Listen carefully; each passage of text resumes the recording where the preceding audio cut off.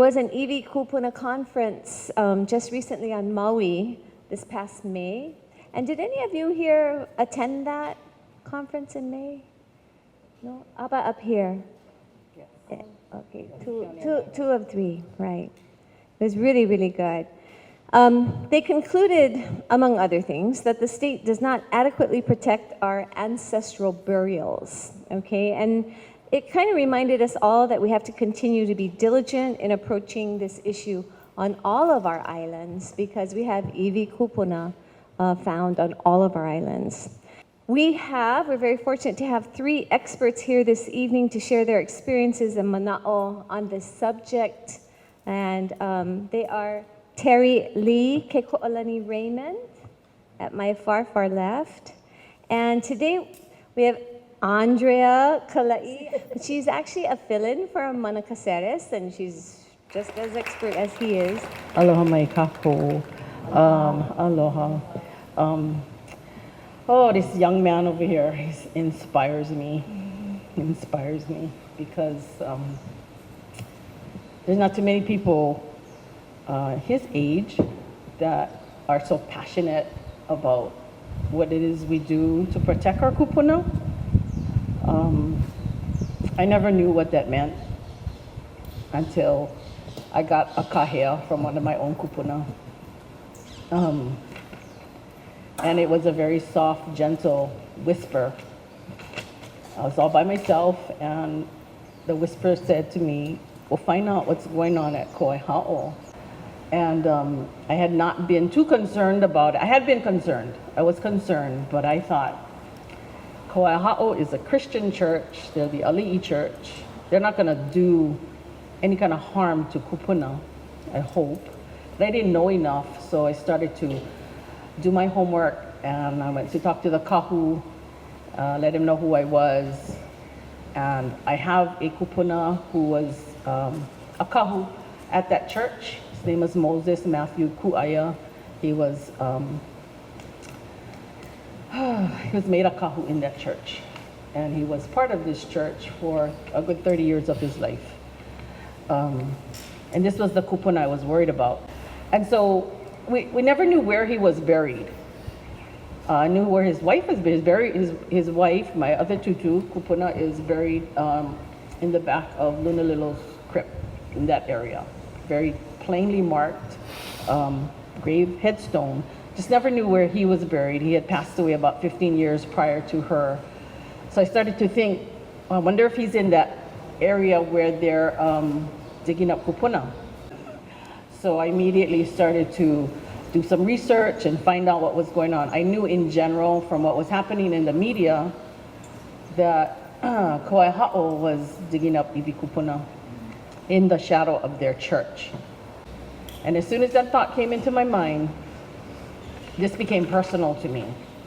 Like I was on a mission to find out what's going on over here. Why are you digging up kupuna? And can you please stop? Because everything in my gut told me that this is wrong on all counts.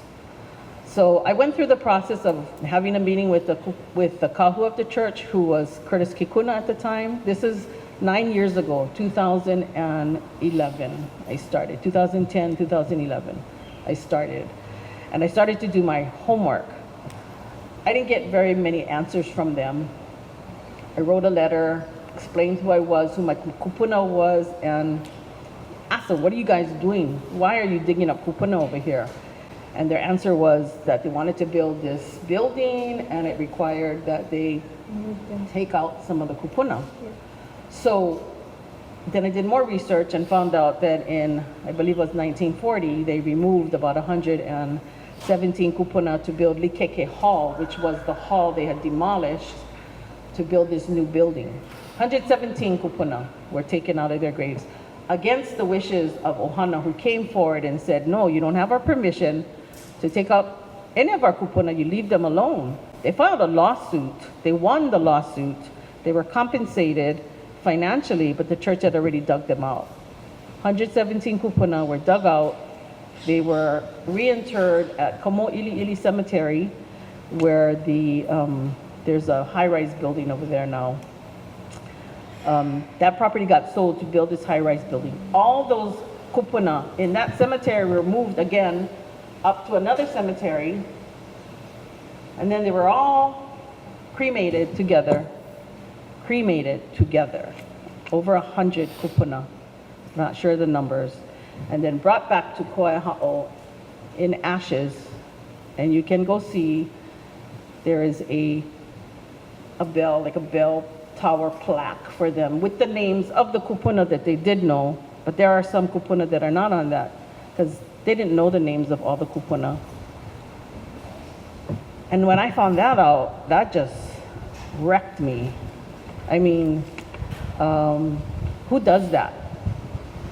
Who does that to burials? Who? Number one, to take them all out, cremate them, put them all back together in one, it's just beyond belief. And there are families today that still do not know where their kupuna are because their names are not on that plaque and the church cannot tell them. So anyway, that's the history of Kawaiahao, is that they have been doing this from day one. This is a practice at Kawaiahao. From day one, when they built the church, they had to remove kupuna because there's a basement there. So they had to take kupuna out back in the 1800s.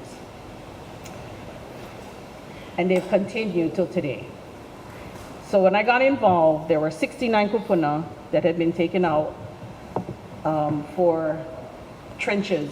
They were trenching around the footprint of Likeke Hall. They had demolished the hall. They were trenching around for sewer lines and water lines. And they came across 23 separate burials with 69 kupuna. Oh boy. Took them all out. Now, this is where we come to the problem with our burial laws. There are burial laws that say some kupuna are considered inadvertent discoveries. Some kupuna are considered previously identified discoveries. We're all kupuna, right? They're all kupuna, but they get labeled differently depending on how you find them, how you discover them. So if you discover them and you hit them and you take them out prior to doing a survey that would tell you ahead of time that there's burials here, so that you can identify the possibility that you're going to take burials out. But if you don't do your homework and you go ahead and you hit them, they're considered inadvertent. They fall under a completely different set of laws. They fall under the State Historic Preservation Department's kuleana. Families do not get called in at that point. They're supposed to notify families, anybody who's from this area, to come forward if you have family buried here or if you're from this area. Because they have a map of all the names of the kupuna they could identify back all the way back to 1910 or 1920. There's a map with names on them, with plots. Anyway, these first 69 kupuna were taken out. They were considered inadvertent. They were all wrapped in muslin, put into lauhala baskets, and they are still, I believe, in the bottom of the bell tower, stored in the bottom of the bell tower. So on my first visit to find out what was going on, I was invited to go and visit them. Don Ho'okano Chang, who was a highly paid consultant for the church, who actually helped create the burial laws after Honokohua. She helped Halialoha Ayao create the burial laws to protect our kupuna. She asked me, she goes, would you like to visit the kupuna? And I said, what do you mean visit the kupuna? She goes, well, they're here. I said, where? I didn't know what she was talking about. She goes, well, they're in the bottom of the bell tower. So I said, well, okay. So I went to go pay my respects to them. And when she took me to this area, I was dumbfounded. I was in shock. You see baskets just stacked on top of each other. And I couldn't say anything. And they're in the bottom of this big bell tower of the church, the steeple. They're at the bottom. And they're in this very small room with a caged door. And the door has a chain around it, like they're encaged prisoners or something. Anyway, I said, what are they doing in here? And she said, well, they're in here, that's where we're keeping them, or I don't know what her answer was. But on the other side, there was another room with a stack of empty baskets, like a bunch of them, 40, 50 empty baskets. I said, what are those baskets for? And she goes, oh, those are for the kupuna, when we find more kupuna, that's to put them in. I said, what are you talking about? When you find more kupuna, why are you digging up more kupuna? She said, well, we're going to build this building and we might encounter more. I said, you know what, you folks need to stop. I'm telling you right now, my great-grandfather might be one of these kupuna that you're digging up, and even if he's not, that's just wrong. And I left, and that was when my journey started. And along the way, like Keone said, you meet people who kokua you and kapo'o you. So one of the people that I met and who helped me, well, one was actually, I called Terry.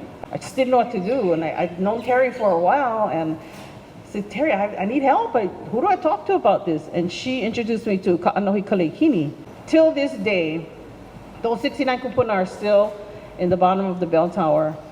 But in 2011, there was a lawsuit that was filed by Dana Naone Hall and Ka'anohi Kalekini that forced the church to stop. And what happened was Don Chang engineered and helped the church find a way around the burial laws that she helped to create. So they managed to get they switched the permits, they switched the designation and the kuleana from the State Historic Preservation Department over to the Department of Health because it was a cemetery. They got a blanket disinterment permit for unknown burials. Blanket. That means dig them all up. There's no number, and they're all unknown burials, which is a lie because they have a map with names on it of the kupuna in that area. Well, Dana Naone Hall's trial, the judge ruled in that case that she didn't have a case for a trial, that the church owned the kupuna, that was their property, they're Christians, go ahead, dig them up. Do whatever you want with them because they're Christians. Like it's any better to dig up Christians than it is to dig up Hawaiians. Doesn't matter. If you're dead, you're dead. You belong. If you're in the ground, you deserve the right to stay there forever. So anyway, she appealed that decision. Ka'anohi Kalekini and I got arrested. That was a Sunday. That Monday, I went to the Office of Hawaiian Affairs. Now they have some kuleana here because they gave $1 million to this project. So did Kamehameha Schools give $1 million to this project. So I had been going to OHA to ask for their help. When I got arrested, I was so upset. I went there and I said, I am not leaving this place until somebody comes over here and helps me figure this out. I'm not leaving. They had a meeting, like half an hour later. Richard Pozzullo was in charge that day, thank God. Clyde Namu'o was out somewhere. But he organized, he brought everybody to this table. Kamana Opono, Kai Markel, Esther Ki'aina was there at the time. And so he said, well, what do you want? I said, I want to sit down with the church and I want to have a ho'oponopono. We need to figure this out. So Kamana Opono agreed that if we're going to do ho'oponopono, he'll set it up. So he did. He did. So there were 4 family members, myself, Ka'anohi Kalekini, Halialoha Ayao, and Dana Naone Hall were the 4 family members from Kawaiahao, and there were 5 members from Kawaiahao Church. And we had 4 haku, very good, incredibly wonderful haku. And we sat at the table at Kawaiahao Church for about 6 months. And it was intense, and there were some moments of sheer, I don't want to say terror, but there were some things that happened. There were some things that happened at that Ho'oponopono. The bottom line, what happened though, as we were getting closer to negotiations, the church walked away. You can't Ho'oponopono with yourself, you know, so we had to punny it, we had to close it, unresolved. Right after the church left the table, they started the major digging. And within 6 or 7 months, they had dug up over 600 more kupuna. They took everybody out they could. Everybody, 600. And I was horrified. But short of me jumping in there, and I had to stop. I was going to jump in a couple times. I actually went up to this machine operator one time. When I saw them operating the machine while we were in Ho'oponopono, I went and I said, what are you guys doing? You guys aren't supposed to be doing anything over here while we're in Ho'oponopono at the church. And I called the cops again, they were going to have me arrested. I said, wait a minute, we are in negotiations with the church right now. So they stopped the machines, but that's the church, this is what they do. This is what they've been doing. So anyway, the bottom line is, unfortunately, We couldn't stop the excavation of our kupuna.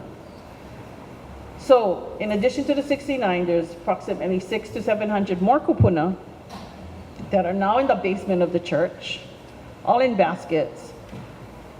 The laws that we have today, which are supposed to be some of the best laws, did not protect our kupuna. And it's because people found a way around it. Lawyers can find their way around laws. But the most egregious thing about this whole situation is that this was done by our own people. Curtis Kikuna, Hawaiian.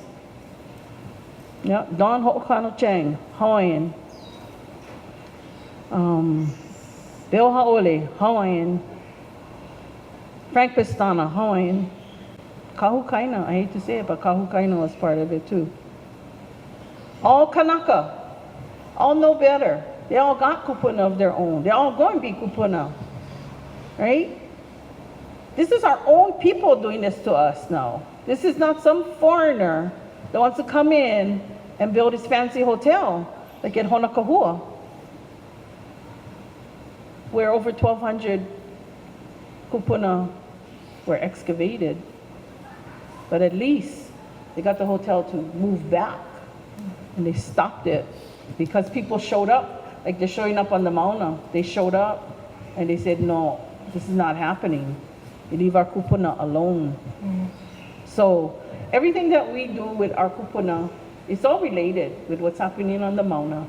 It's about protecting the things we love, the people we love, the kupuna we love, but especially when it comes to our kupuna who are buried, that should be a no-brainer for anybody and everybody. We shouldn't have to be in this position where we literally got to go stand over there and tell. I had stood over there and I told Hal Hammock, I must have to rip the shovel out of his hand. He's like, what are you doing? He said, we have a contract. I said, my grandfather might be in this ground. You mean to tell me you're going to try to dig up this dirt while I'm standing here and my grandfather might be in this ground? Are you crazy? And I said, what if that was your grandmother? Somebody's trying to dig her up. And he said, it depends. I said, on what? He said, I said, where's your grandmother anyway? Oh, she's in Oakland, California. I said, well, then you go talk story with her. That's between you and her. You want to dig her up? You go talk to her about that. But you do not get to dig up my kupuna or anybody else's kupuna. But that's the kind of stuff you have to go through. You have to look people in the eye and you have to tell them, what is wrong with you? And as long as you're getting paid, or as long as there's something else that's better than what's happening there, they're going to do it, and they've done it, and they're still doing it. So as bad as Honokahua was, as bad as Kawaiahao is, it's still ongoing. We are now in negotiations, and hopefully we're trying our best. We have ohana that have come forward, and we're trying our best to malama our kupuna and put them back where they came from. The church is fighting us all the way. We'll see what happens. But I believe what Keone said is you got to have faith. You got to believe. You also got to know that the kupuna, we're going to have the last word. And as hard as some of these lessons are to learn, and I've had to swallow my spit many times, and I've had to hold myself back from literally wanting to jump over the table and put my fist through somebody's face because the lies and the arrogance and the disrespect is non-stop.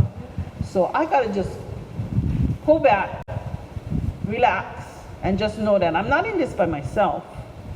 And I have to have faith that Keakua, or kupuna, they have a plan. They have a plan. There is a bigger lesson in all of this. And these lessons that we are learning, very difficult lessons, playing itself out right now on the Mauna. If anybody was watching yesterday and watch our kupuna get arrested. Get arrested for what? Defending what they love. Defending our aina. It's all related. Yeah, that is the pinnacle. That's the top. That's the top. That's our nu'u over there, nu'u mealani. It's the height for us. All the way down to the bottom of the ocean and everything in between is what we love, is where we come from. So I'm not an expert in this. I will tell you, I just go with how I feel.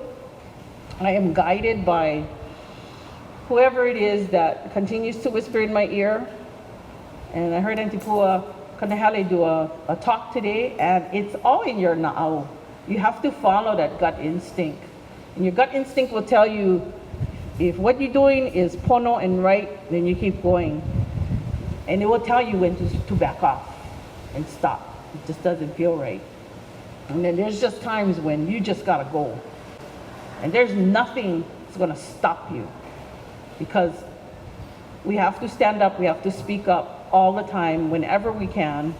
Otherwise, it's gonna continue. It's already continuing on all the islands. On Maui, kupuna are under attack constantly.